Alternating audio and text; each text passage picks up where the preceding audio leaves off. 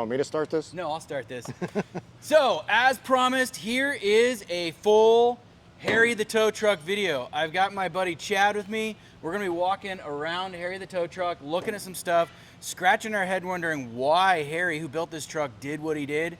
But we're gonna go around, show everything, kind of talk through what we're gonna do here, or the ideas of what we're gonna do here, what I wanna do here, which typically what I wanna do here isn't what happens because I change my mind often. So what I wanna do now, 3 weeks down the road, might be completely different. I don't know. It's gonna turn into a frame off. It's gonna turn in, this will never turn into a frame off.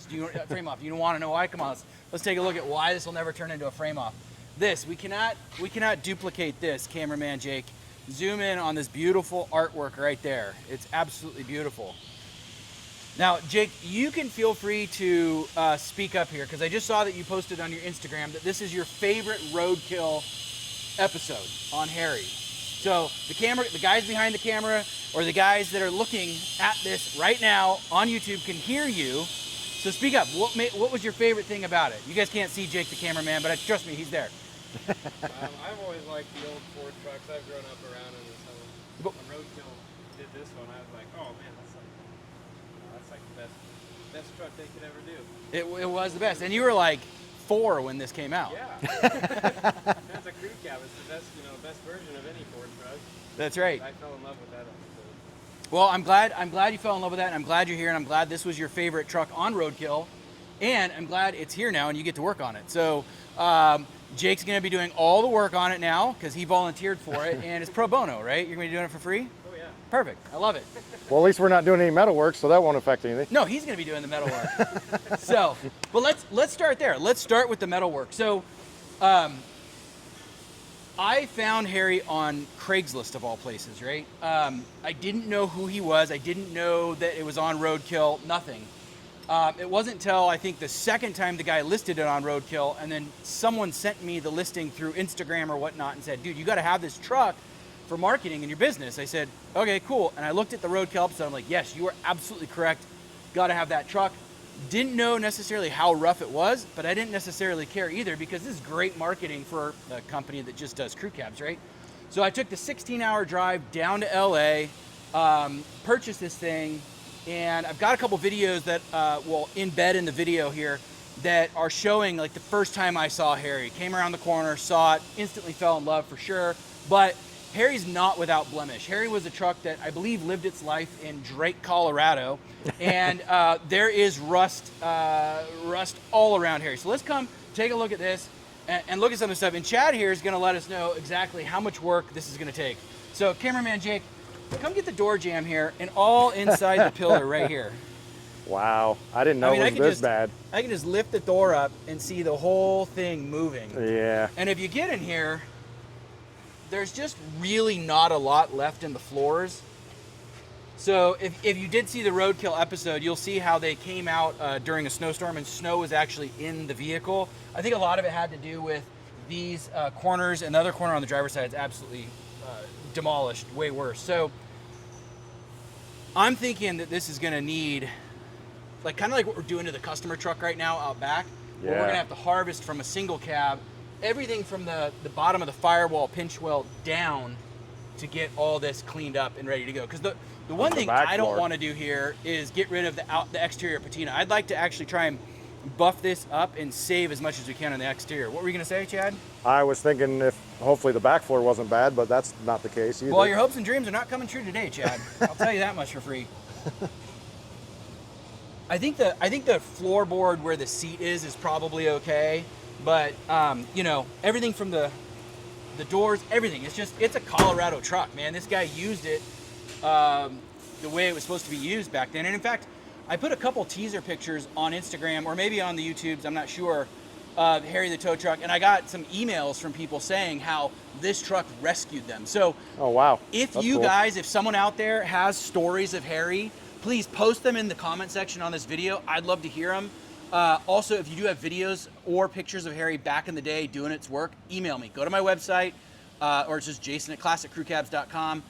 Go to my Instagram, whatever. Send me pictures, man. It would be awesome to see this guy in his original atmosphere working away. So But yeah, as I said, like, Chad's going to be doing the majority of the body work on there. Have you seen the cab mounts, Chad? No. Yeah, they're not there, so you won't see them.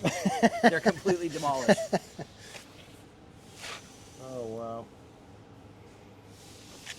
And then the front valance is completely missing. We're not doing a frame off? We're definitely not doing a frame off. I mean, we could do a frame off mechanical restoration for sure. But I'd like to retain all of its original character, fix a couple things, but I love the bumper. the bumper's amazing. It's a big, giant push bumper, and you can imagine during the day like what this thing pushed out of the way or had to push or do stuff. I mean, it's an active working truck.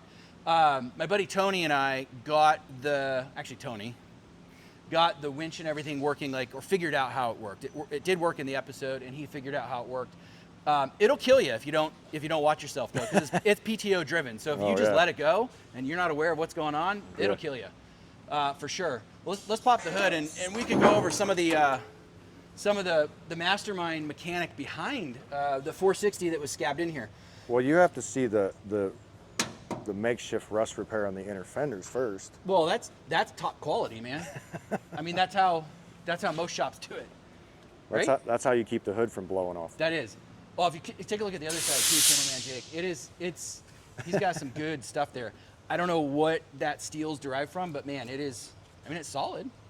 He kept it running. He did keep it running. In the episode, I think the seller who sold it to the Roadkill guy said that his father, grandfather, whoever it was, just scabbed it together. Yeah. Is your camera? Yeah, it's still on. All right. I think in a previous thing we were filming, I think one of the thingamabobbers went off. So I'm just making sure his thingamabobber's on.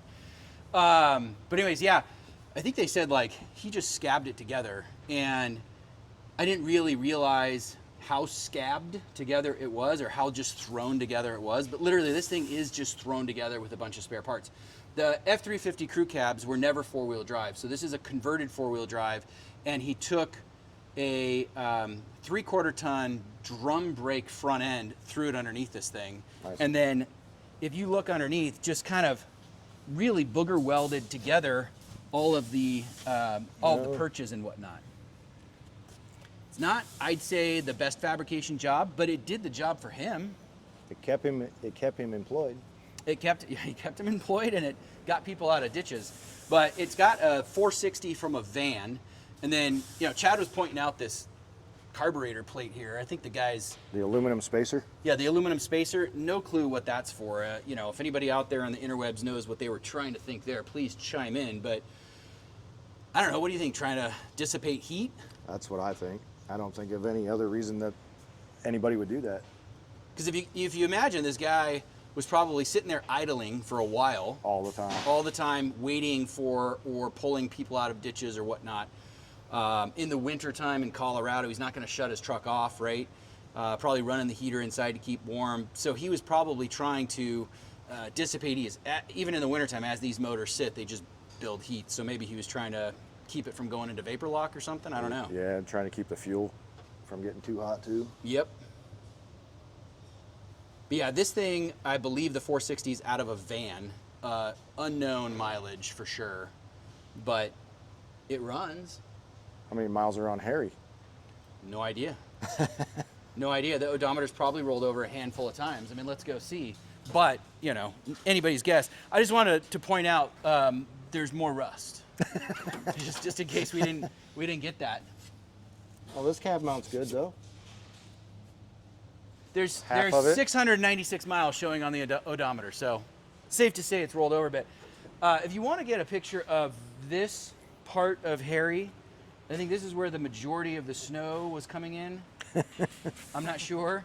But if you look, I mean, there's just absolutely nothing left. Someone's actually tried to go in there and repair it with regular sheet metal. So Chad, you're probably going to have a fun time repairing that. It's going to be a lot of cutting. Look at that. Well, that's what I think, just going through, and even though the single cab floor pan section will stop around here, or actually maybe it'll stop here, I don't know, take the carpet out, but that'll give us a good start to do that. Get this thing structurally sound. One of my favorite things before I even met Harry was the back seat cover. If you look at it, it just screams awesome grandpa crap. Look at the deer right in the middle. Look at the buck. That is cool. That's just freaking sweet. Hey, the door panels are in good shape. They're not rusted. Well, that's a good sign. Yeah, when we first got Harry, I actually got him running and took him over to a car show in Portland, which was really cool because I didn't really realize how many people would have recognized Harry, but a lot of people at the car show recognized Harry. But before I did that, I wanted to, I don't know, let's say not die or catch on fire.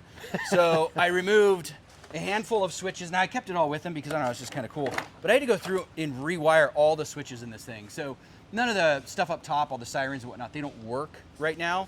But it's because it really was just thrown together. Yeah. It really, really was. You can tell they cobbled it to keep making a living. And that's respectable. Yeah. That's totally respectable. But drivetrain wise on this thing, my vision on it, and you please chime in, let me know what your vision would be, what you think. But I think keeping the 460, because it runs real good, right? I don't need this to be a show car. I don't need to be a rebuild it or whatnot. Keep the new Process 435, but do a proper highboy four-wheel drive conversion. So we'll change the stance a little bit. Harry will sit up probably another 4 inches, but Look then like it should look. Exactly, look like it should look. Now, back in the day though, if he were to do a highboy conversion, it probably wouldn't have been useful as a tow truck because it would have sat higher. Right. But by today's standards, this isn't going to be used as a tow truck anyways. I think the moral of the story is get it back on the road looking really awesome because it is a piece of American, automobile history right here, and arguably the most famous truck of them all. It would be cool if you got it back working though. Well, everything does work. It's just a matter of No, I mean not lights and killing everything. it. Oh yeah, for sure, we do that. But if we did the proper highboy stance, like harvested some parts off a single cab and got it sitting up higher, we could get rid of that 3/4 ton Dana 44, pop in like a disc brake Dana 44 low pinion heavy duty versions, the ones that actually came on the crew cabs. Be kind of cool. I don't know. Yeah, maybe put some fuel injection on it so you don't have a problem driving See, a there long you go, distance. trying to modernize something. Just so it doesn't have problems driving long distances. It doesn't already. Talk to the guys at Roadkill. Right. I don't know. What it would be really fun is have Finnegan or one of these guys come over and help us with the build or give his vision. Like, he's the only other guy out there that's driven Harry besides Harry, you two on Roadkill, and me. Right. You might drive him if you're lucky. I don't know. I think I drove him in the yard once. Oh, see? Only 5. Is that 5? Is that 4? 4. 4 guys. 5 guys. Sorry, 5. I can count. Yeah. I've driven this beautiful thing. But yeah, that's kind of where we're at with it. He's got lots of character. This is, I think, beyond the patina stage. But I hesitate to really even take any of that stuff down. I mean, even though this is flaking apart, I guess a guy could re-stencil that in if we painted it. I just worry about if you take it places, people getting tetanus. That's okay. That's fine. You'll be fine. It's survival of the fittest, right? Yeah. And I don't think any of this stuff either. Like they put a little truck on this, and I wonder too, the magic of Hollywood, if they actually towed that truck back to LA from Colorado using this, or if they had their crew of guys behind them pick that thing up after they were done shooting a video. Because I don't know if this sling, I don't know, man, if this thing would hold or whatnot all the way back to LA holding something. So this is where I say Finnegan's a family member and I could ask him? I don't know. I don't know if you're allowed to say that. I don't know if we're allowed to say that. Thought you were going to call and ask him first. But it would be nice to know. It'd be interesting to know the magic behind that episode to see really what was there. Because I've driven it around town. I've driven it to car shows and whatnot, but brakes barely function. You get carbon monoxide poisoning from being in it because the exhaust is so wildly destroyed. I was going to say, it's probably rusted up too. It's very rusted up, yeah. So I like the wrought iron though. he had some great designs. Yeah. I mean, I'll give him that. I really like it. Well, let's sit in. I'll start it up for you, and show this baby purr or hear it purr. We'll be taking it for a test drive at some point, just not this point.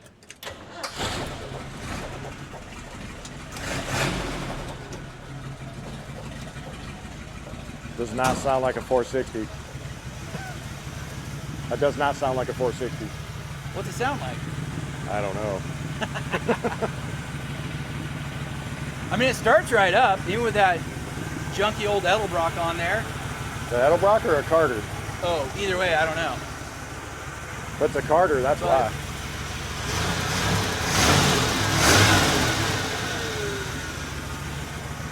She doesn't run half bad. Sounds healthy. That being said, if cameraman Jake could get down and see the motor mounts on this thing, they're wildly scary on how this engine is scabbed in here. I think it like kind of resembles what he did up here on the inner fender wells. He just took like scrap iron and got it in there to fit. I mean, it fits and it's holding, but kind of scary. Scary Harry. Yeah. Did we just coin something? I don't know. That's his new name. Scary Harry, yeah. So that's it for, this part. I think we're going to get him out there on the road. A little test drive action. You gonna do that now? No, I got too much stuff to do today. I gotta leave. Maybe tomorrow. Do some donuts. We don't know. Do some cool drone shots. So Harry does run and drive. I will say that much. But after driving him for a little while, you start noticing things like the clutch is almost completely gone. We've adjusted it, and all the adjustments out of it almost doesn't grab. The transmission shifts pretty good. Horn works. And you could almost smell the exhaust in the car. It's like it's almost piped directly in the truck from the rust underneath. The rust holes in the exhaust and the rust underneath the floorboards. The exhaust just flows right in. It's very pleasant. So you almost get a contact high just driving. But, the goal here would be to leave all this original character and make it more of a functional truck. I was thinking, I said earlier that if we did a highboy lift on it, that might not be functional as a tow truck. And I really kind of take that back. I think it might. I was thinking about it. The tow trucks of today are a little bit higher, especially the four-wheel drive wreckers. So shouldn't be any reason why this one wouldn't be able to do it. Not that I'm trying to start a business here with Harry the old tow truck, but just to get it functional would be really cool. Coming up to some stoplights here, and the brakes, you almost got to pump them a couple times and get that thing all the way to the ground. So those are going to have to be addressed for sure. But if we end up tossing the bigger axle up front, all that stuff's going to be addressed. And that bigger axle will be disc brake anyways, so. So is this truck a 71 or a 72? Because I know Roadkill said it was a 71, but it has a 72 grill. Yeah, good question. It is a 71 per the VIN code. And this one originally came as a special color truck, meaning there was no factory color to it. You can see on the firewall, it's like an orangish, and then obviously it's painted red. So at some point, it had a different color on it. But per the Marty report, which we're going to be doing another video on production data on these trucks, specifically the bump side crew cabs. In 1971, there were only 1,189 F350 crew cabs made. So that's, if you want to talk about low production vehicles, this is a very, very low production vehicle. So you got Boss 302, thousands were made. You look at even Shelby's, there was like, do you know the Shelby numbers? I don't know. It's like 2,400 made. Now I'm not comparing this to a Shelby. Oh, can't find them, grind them. But I am saying these trucks were all hand built, and they're very, very rare. Most of these things didn't even survive, through the 70s. They were mostly corporately owned and then crushed or discarded because they had been used, right? And nobody wanted. They were corporate assets. So for 1,100, plus or minus production number in 1971, to have something that survived that, was still on the road, still working, pretty freaking cool. So, good question, cameraman Jake. Well, some people might be wondering, have I used this thing to tow? I haven't used this thing to tow anything on the open road like they did, but over at my storage yard, I did use the boom and use the sling and all that stuff. But lifting these big old heavy trucks, I don't think I had the right chain or something to it. It was just bending the front bumper up, so I didn't necessarily want to keep doing that. But yeah, I'd like to get all the gear for it and go on local rescue missions here locally. I don't want to be driving this thing at highway speeds towing, but it'd be fun to go pick up stuff out of fields locally. The real good thing about it is you have built-in air conditioning. So it's 85 at 65. It's really nice. All the holes in the floor, they just blow in nice cold air. It's really great.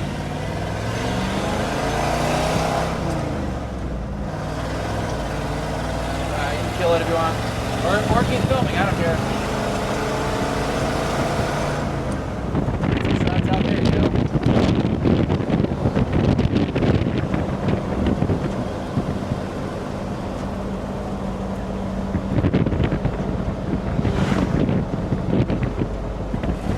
Alright. Let's see if we can do some donuts. I mean, you know, they did it in the snow in the episode. So we're gonna see if we can do it in the dirt here.